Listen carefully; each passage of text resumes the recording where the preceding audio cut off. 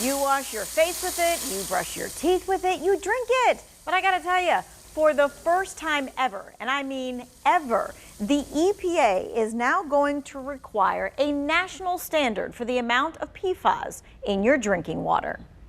The EPA's new proposed rule would require public water systems to test for and limit 6 PFOS chemicals.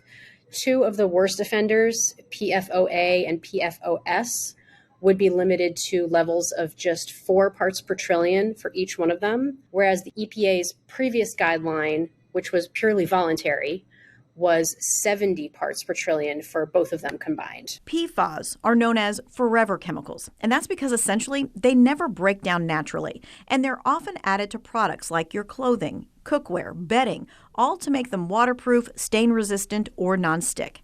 In recent years, PFOS have been linked to a growing list of health problems, including increased risk for certain cancers, liver damage, and neurodevelopmental problems. Once products containing PFOS are made, these chemicals just accumulate in the environment everywhere. They end up in our water supply, they end up in our food, and they end up in us.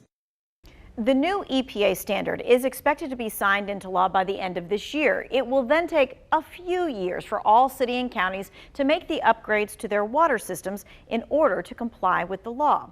Now, 2 wants to know, what are the levels right now? Okay, well, to get an overall look, this right here is the 2022 Drinking Water Quality Consumer Confidence Report for the city of Greensboro. Now, PFOAs and PFOSs are listed here. The new standard is going to be 4 parts per trillion.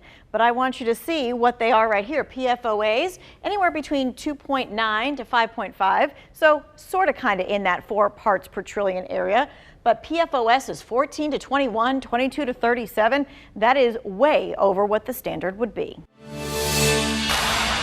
2 Wants to Know is helping you find out what is in your water. Depending on where you live in Greensboro, chances are you had water from another community. You can find their reports here. We'll have all this information linked for you in the 2 Wants to Know section.